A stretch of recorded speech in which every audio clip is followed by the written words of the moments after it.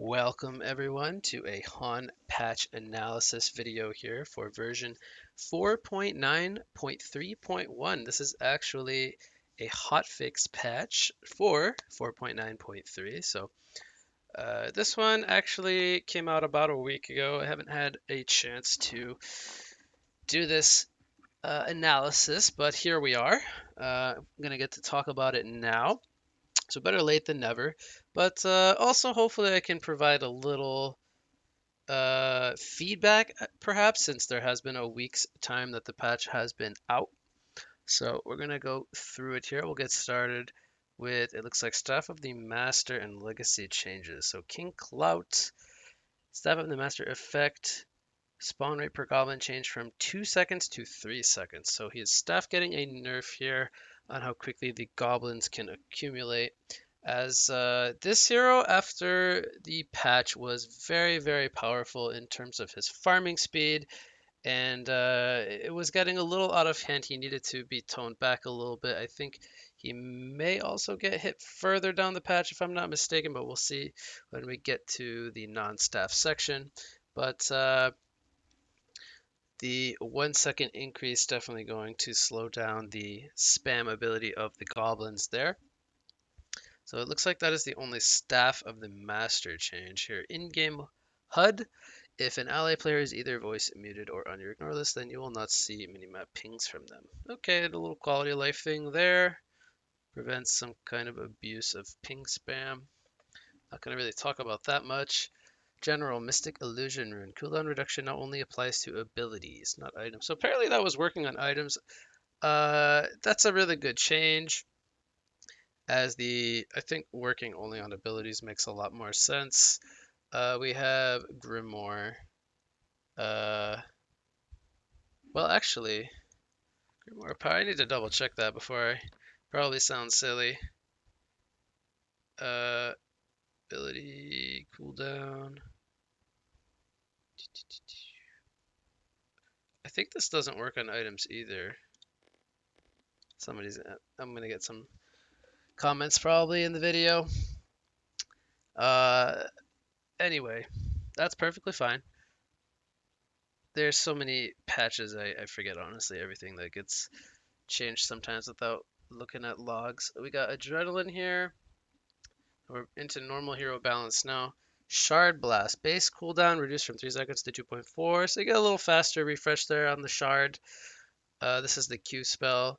When 2 or more enemy heroes are hit, cooldown is now reduced by 0.6 seconds instead of 0.75 seconds. So overall, Shard Blast possible cooldown values are now reduced from 3, 2.25, 1.5 seconds to 2.4, 1.8, 1.2 seconds with respect to hitting 2 or more enemy heroes. 0, 1, 2 times within the last 10 seconds. So there you go. He's getting a little buff there. Death's Halo now also grants 5 attack speed per real hero inside Death's Halo, still 2 times the value for enemy heroes. So that's the ultimate there. So we haven't been seeing too much Adrenaline, or at least I haven't been seeing too much Adrenaline. He was really strong, then he got nerfed. Hopefully this brings back a little bit of power to the hero. He is very strong for team fights, nonetheless. Next is Artillery here. Artillery got a couple patches ago. He was like ridiculous. He was probably one of the top 10 strongest heroes. He was a little over dealing too much damage. His LRM got hit with a nerf. So here we see LRM percentage of attack damage bonus on each LRM rocket increased from 7, 12, 17, 22% to 7, 13, 19, 25%. So overall getting a 3% buff there at the level 4. And I believe it was up to 28% before, so it went from 28 to 22. That was too big of a nerf. 25% kind of hits home, hopefully. That should make Artillery feel a lot nicer. He was a little oppressive when he was at 28%. He was just dealing way too much damage very easily. And from far away, I think there were some range bugs on the hero. He was just, he had more range than he was supposed to. So there was a lot of things. I haven't really been seeing Artillery since the last patch. So hopefully this will kind of up his play rate a bit, bring him back to a spot where he needs to be so he's not overtuned and not undertuned. So I like this. It's kind of a happy medium. It should, in my opinion, be quite good there. Empath. As one while active, this is the ultimate. Bonus mana regeneration per second for self, reduced from 2, 3, 4 to 1. So nerfing the mana regen there. 4 mana regen per second is quite a lot. I believe you're inside your host for 30 seconds. This accumulates to 120 mana over those 30 seconds. Yeah, so it just further emphasizes needing like a chalice or something. Getting a lot of extra free mana for nothing. It's a little too much perhaps. I think Empath was maybe on the top of the win rates. I don't know if he still is. It's not like Empath is problematic by all means. Before I sit here and say Empath is a problematic hero, that's not what I'm trying to say, but um, that was a little overtuned. The hero is very good. Engineer is next. Little classic range buff here. Attack range increased from 500 to 550. I like it. I like that the second supports the supports getting a good attack range. So that way he's threatening in the laning phase. That's kind of where these heroes tend to shine. Um, good buff. Again, a lot of heroes in the 4.9.3 patch got range adjustments. So I don't know if Engineer was skipped or if he got changed. I think he was 500 before. This kind of feels like where he was at. So I think he's getting a little love here, and I like that. I like Engineer as a hero. Fade, base attack damage reduced by 2. That's not significant. So this is just a little numbers change. Reflection, bonus movement speed from 20 to 15%. So knocking 5% off here. I can't remember if this was at 10% before. It got buffed. But 15% again. I think it's kind of like that artillery happy medium. Fade was doing very well. I think in public games, but had very high win rate. Can be a problematic hero, but not like so much. So this just kind of reduces his mobility a bit. It's fine. It's good nerf, I think. Not a bad nerf. Not a super detriment to changing the hero. Just keeps him in a good spot. Glaciers. So this hero is one of the top supports I think in the game right now. His early game damage is very high. His laning phase is incredibly strong. He's got a slow. He's got an immobilize with a mini stun. What more could you ask for from your support? He has a mana, a global aura. Fantastic hero. Ice Imprisonment, getting 5 damage per second reduced on the Ice Imprisonment there, and some self mana regen on the Chilling Presence aura from himself from 5.1 to 1. So, in case you aren't aware, he gets more mana regen to himself than he gives to his allies. So, this is reducing the self mana regeneration, not his aura to allies. So it's going to make it harder for him to, not harder, but he's going to regen his mana a little slower than previous. But I like the 5 damage nerf off the Ice Imprisonment. It does sound very minor, but if you do the math here, pre-nerf, we had 90 magic damage per second. Glaciers was dealing 135 magic damage at level 1 with just the Ice Imprisonment. You always have to factor in auto attacks. Tundra Blast as well, 110 magic damage. Level 2, this guy deals 245 damage with just spells alone. Incredibly powerful support. And of course, levels 3 and 4 continues to kind of hit that power spike, whereas a lot of these supports hit their power spikes at the level 2 of the abilities, and then the level 3 and the 4s taper off. And I'll just show you guys that really quickly. If we look at his Tundra Blast, 110 to 170 is a big jump, and then it peaks off at 190 to 10, so it only goes up by 20 per level there. And the point of that is for the supports to have a very strong laning phase. So again, I'm emphasizing how much damage these supports do in the early laning stages. Obviously, when they get to the higher levels, it starts to kind of taper off in terms of the scaling. It doesn't progress the same amount as it does in the early levels. So again, that's a little background behind some of these number changes on the supports. Ichor. So this hero got a big rework. He was definitely overtuned. I think. So we already talked. Well, we talked a little bit about Clout. I think we're gonna get into more Clout nerfs once I get down to Clout. But Clout, Ichor, and Thunderbringer were kind of the story of this patch. And again, I'm gonna get to Thunderbringer when we get to him. But Ichor was kind of like that third hero of the trio. Very, very overtuned this patch. So we're gonna see a lot of texture about the Ichor. I'll try to go over it the best I can. He got a strength growth reduction, 0.2 per level less. Life Leech, this is his Q ability. Cooldown increased from 12 to 14 seconds, so a 2-second nerf here.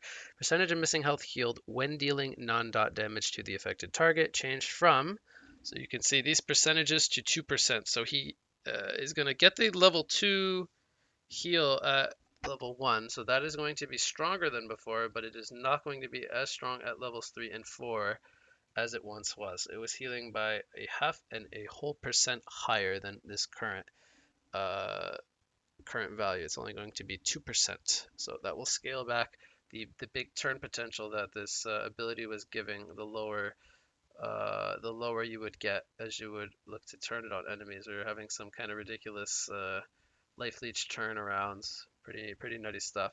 Now applies a 1.2 second life leech limiter state to the attacker if they do not have one active.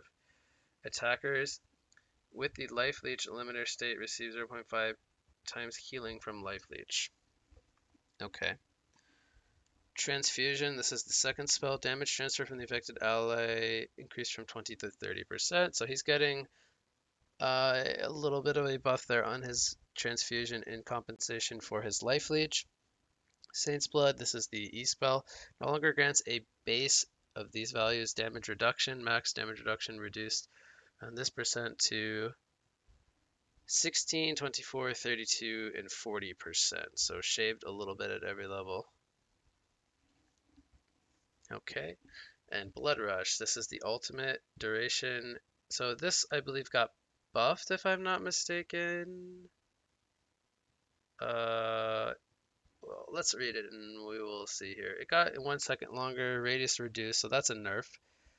Smaller radius by 100 units there. Cooldown increased, that's a nerf. The level 3 and the level 2 are slightly weaker, but it is a powerful ultimate. I don't think it should be up every 60 seconds. So it has an 80-second cooldown because it is an AoE ultimate.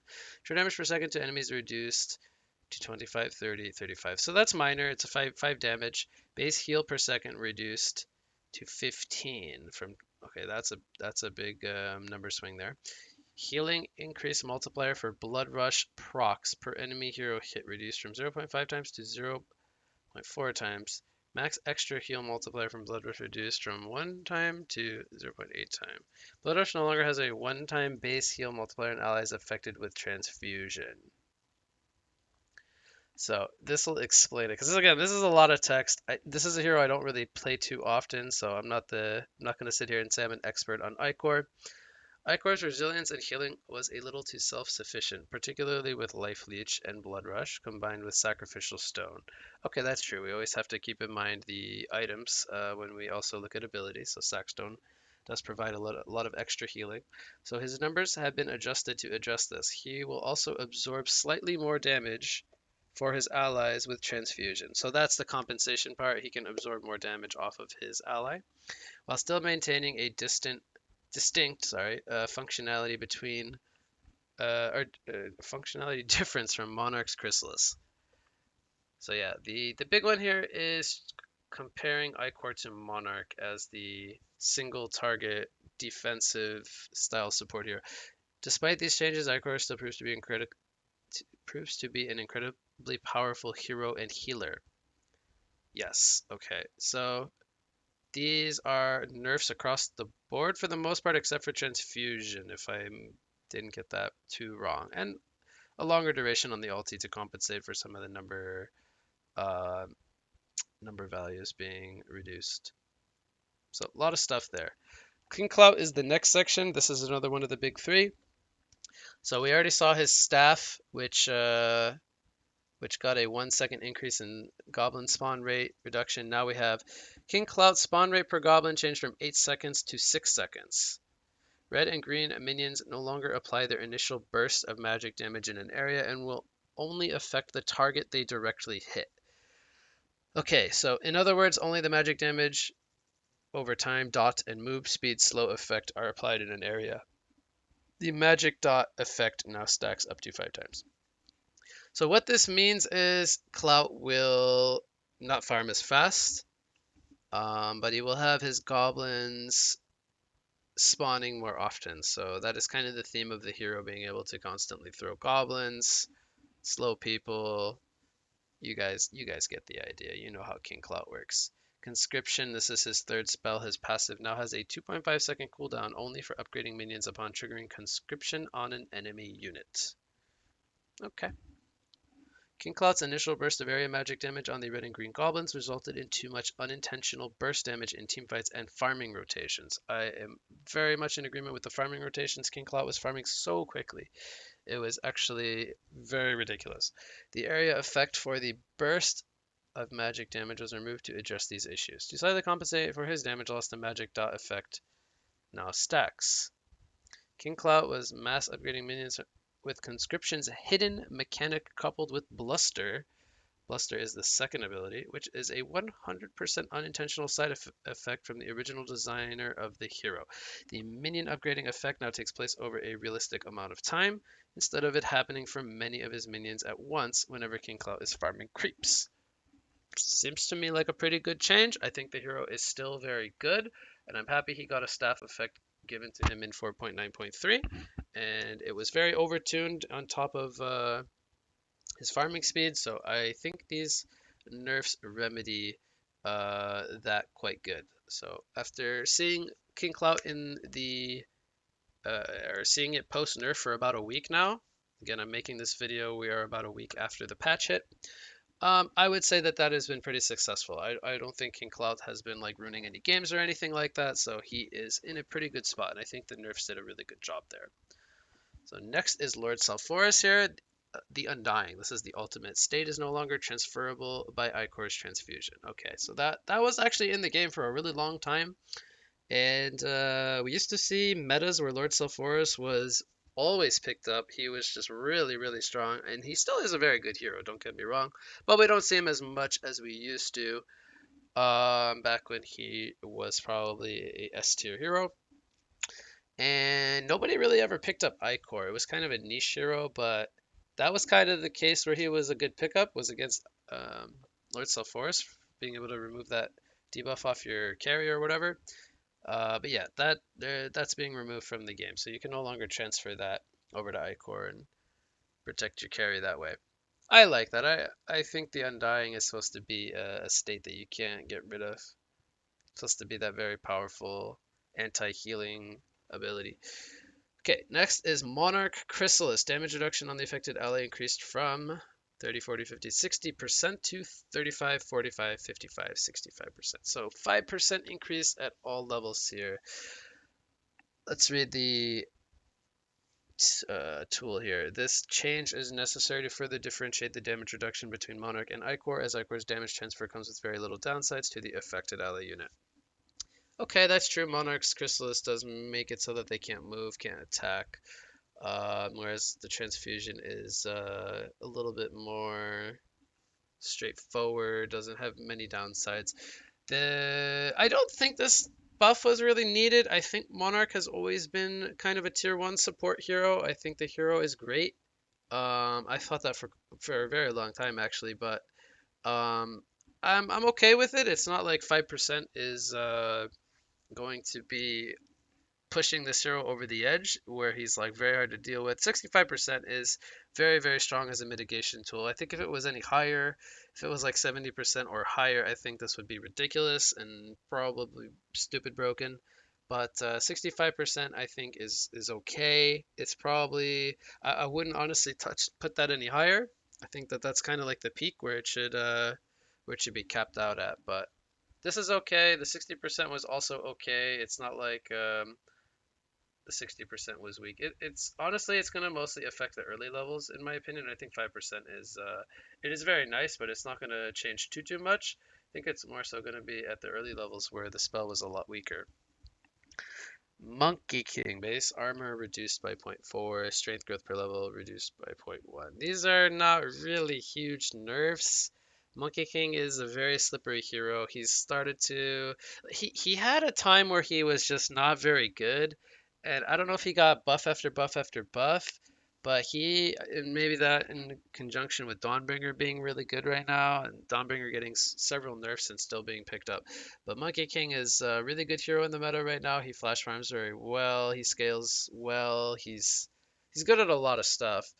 But mainly he's very slippery and hard to catch and deal with sometimes. So this is kind of like a little nerf to him, but not really anything that stops him from doing what he's doing. So Monkey King's still very good. This is just some number tweaks, which is fine. That's fine. Pearl, Soothing Presence. Cooldown increased from 20 seconds to 25 seconds. No longer has a cast time. Now breaks channeling when cast. This is, I believe, the burst heal. The Pearl got a sub ability on her E spell. Where is Pearl? Which I believe is called Bubble Pop. Does it not say here? Uh, doesn't she also have a jump? Am I crazy? Maybe it doesn't say here in Learnatorium. I am almost positive she has a spell called Bubble Pop where she can, instead of it's separate from the Soothing Presence. I think I'm correct about that. Anyway, Soothing Presence refers to her heal. That's what we were checking on. I don't really play this hero. I also don't really see it picked up too much, so I don't know if it was a win rate kind of thing. Where is Pearl even? Now again, this is 1 week after the nerfs. Oh, she's at about 50%. So maybe she was higher before and this brought her down a little bit, but 48 to 52% is fine. I'm okay with this. It is a really strong heal. It's kind of like an Astrolabe. I don't actually know the cooldown of Astrolabe off the top of my head. Could be longer, like 40. Yeah, it's 45 seconds. Okay. It's like half the cooldown of Astrolabe, which is fine. It's an ability. Anyway, not really a big deal, I think. Rhapsody.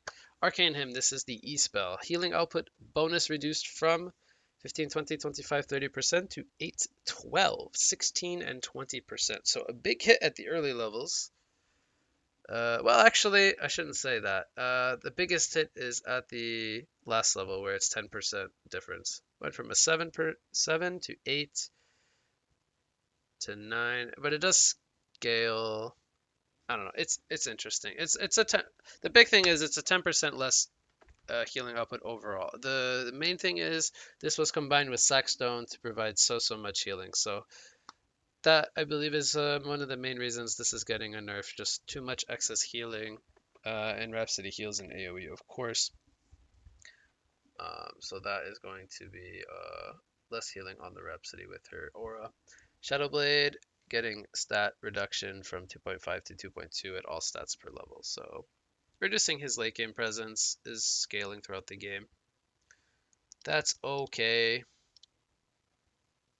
Sir Bensington, Heart Piercer. This is his E spell, his passive of magic armor penetration now applies for all sources of magic damage dealt rather than just ability damage.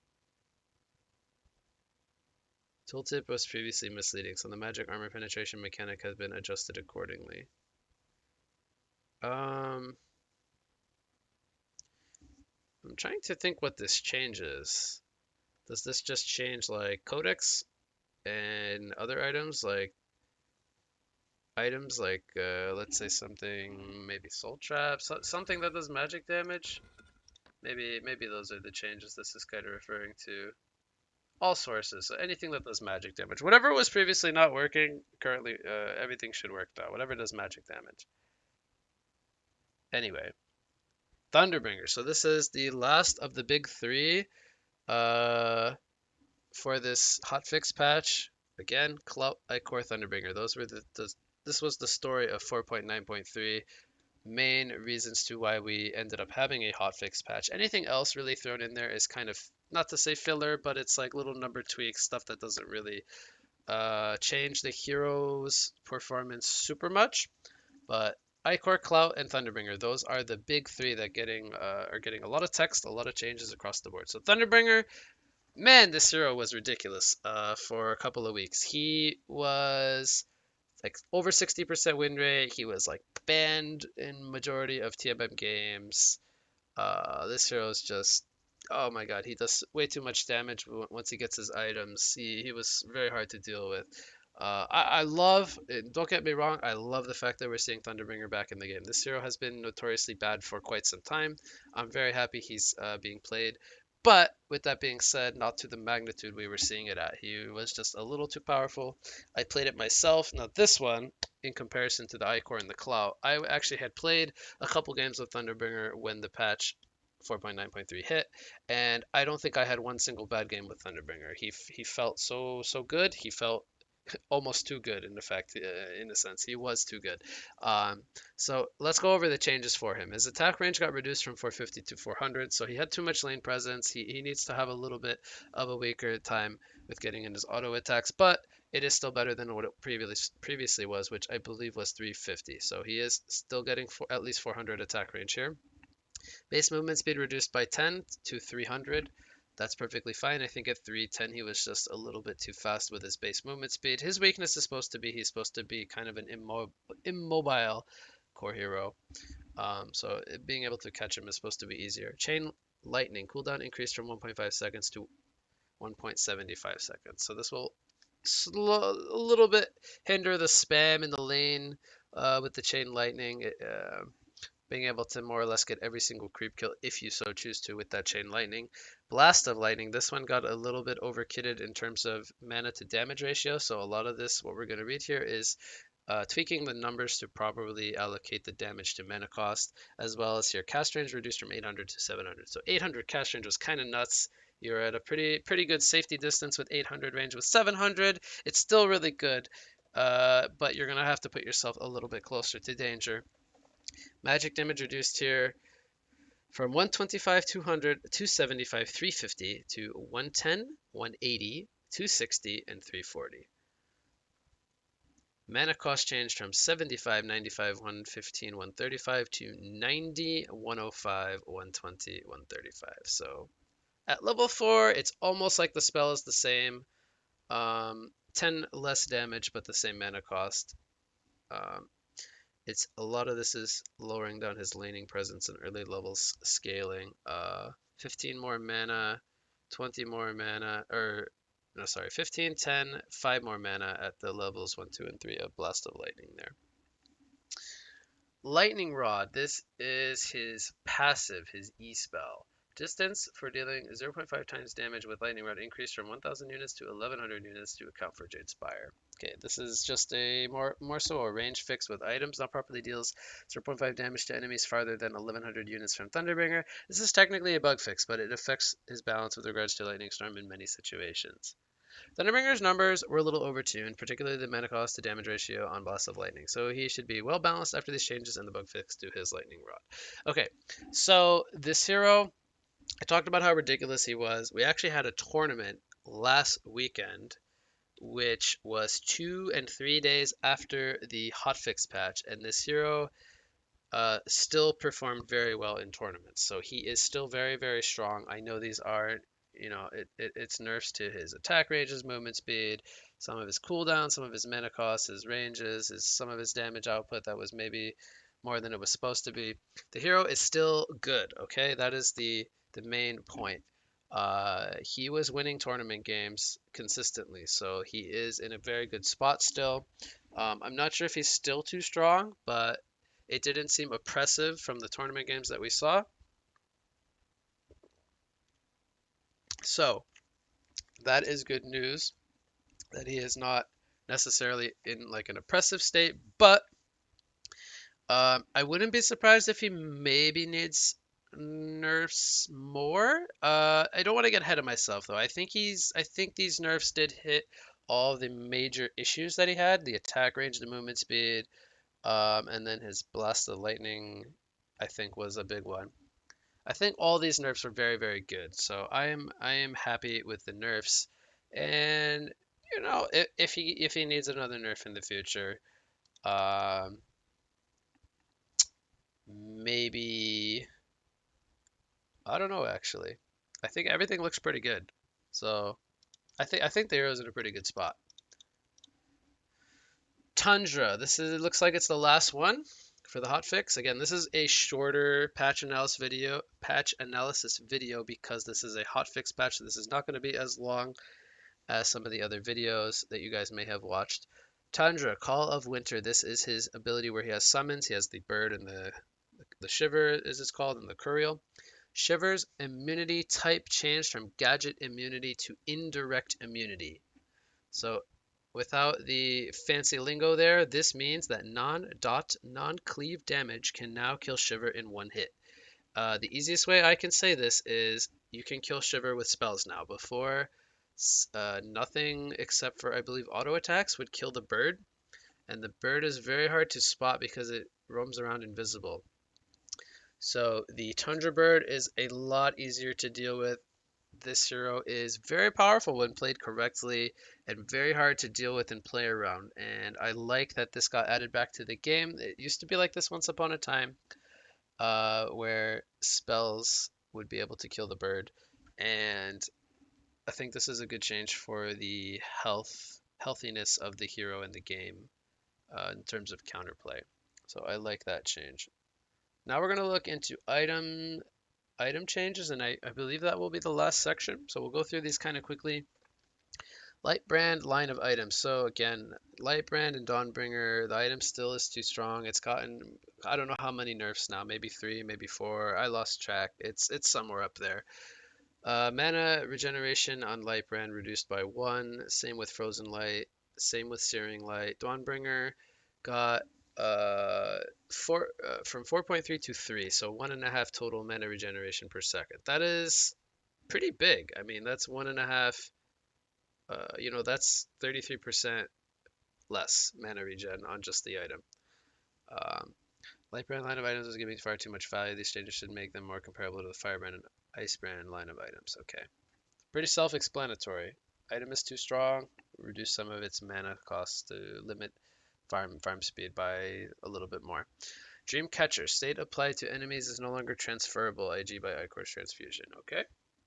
Ether Jewel. Max mana reduced from 120 to 100. This item is one of the new items from patch 4.9.3. Why can't I see what it builds into? There's a bunch of items it builds into. Oh man, I thought you could see that here. I'm sad.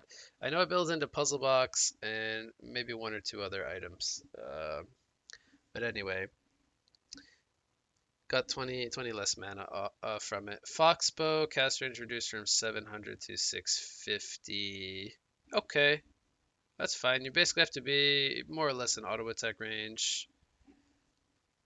I don't know. I haven't really seen people buying this item, so I don't know.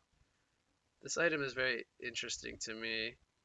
I'm not really sure when it's ideal to pick that item up, at least just yet, because it is a new item in the game. But a little shorter cast range on it anyway. Golden Apple cost went up by 5 gold. It is identical to Lunar Tier now, 75 gold. The apple, I think, has kind of patch by patch still been always a little bit better than Tier, but I think that they're getting very close. If not, they are on par with each other now.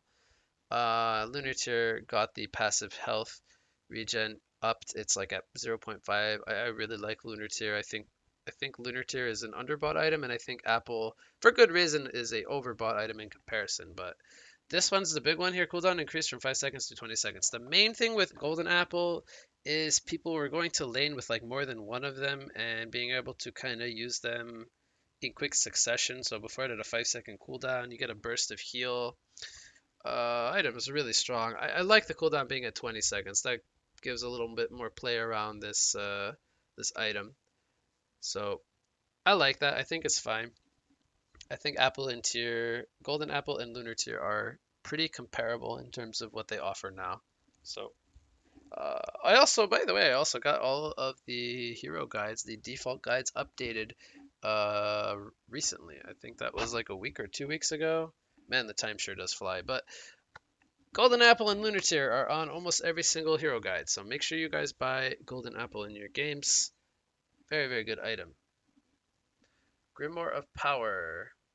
Cooldown reduction not only applies to abilities. Yes, see? I was right. Before you guys go crazy on me in the comments for being stupid, I know I'm stupid a lot of the time. This is what I was remembering without actually remembering. So the cooldown reduction only works on abilities and no longer on items. So cooldown changed from 72 seconds after the previous cooldown reduction to items to 75 seconds. There we go.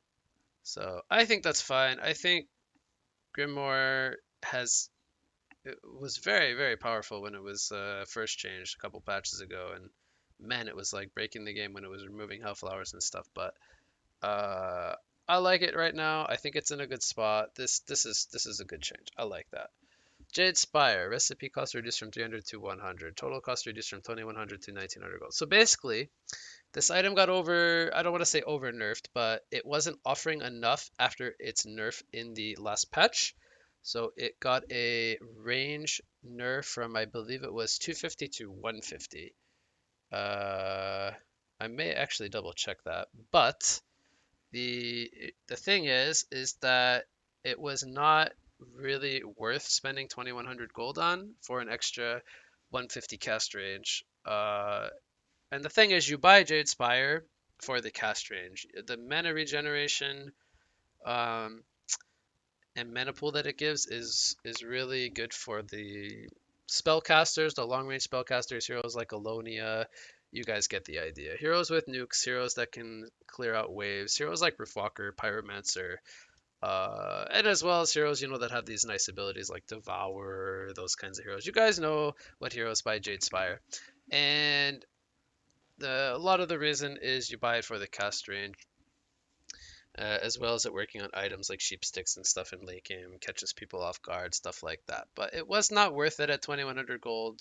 1900 gold feels a little bit better. Um, I can say that I have bought this a couple of times. This is not an item you buy all the time. It's a very situational item. Some games, on some heroes, you will like having a Jade Spire. 1900 gold is not too bad considering all of the pieces are below 1000 gold to get to it. So having a 100 gold recipe is also nice. I think this item is a little bit better at 1900 gold. I still think it's a niche item and an item that we're going to see less and less of in comparison to before it got nerfed from 4.9.3. Lex Talionis now has a mana cost of 5. Okay. I mean, I don't care. That's whatever. 5 mana on an item. It makes sense. Most items have mana costs with strong effects. Puzzle box recipe cost increased by 50 gold. So minor change here ups the puzzle box 3 by 150 in total. 4,750 gold for puzzle box 3. It's not really too hard to farm a puzzle box level 3. You can get this by around 15 minutes if you're farming very well, with some buildup, of course. Um, yeah, there's not much more to say. It's a little nerf. It's not Puzzle box is not an item that we see on many heroes. This is a few heroes by puzzle box like regularly, so it's fine. This is a big one. Sackstone healing output reduced from 20% to 15%, so a 25% nerf. To any hero that would like to have a Sackstone to amp up their healing. We already saw the Rhapsody nerf, we saw the Ichor nerf, so some of these very heavy healing supports and stuff like that, getting some healing nerfs as well as just the item in general. I'm fine with that. I think 15% is fine. Sackstone is meant to be like a build-up item, also meant for supports. If it's too strong, we might start seeing it on heroes that, you probably wouldn't want to see a Sackstone on, which would make less and less sense. But I'm okay with a 5% nerf there. This is all bug fixes. I think that's fine. Let me quickly go back to 4.9.3 here. I want to see. There's the ranges. Where's the item stuff? Wait. Hero.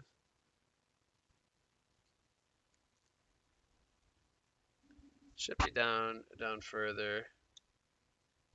Okay, these are items that new and introduced into the game.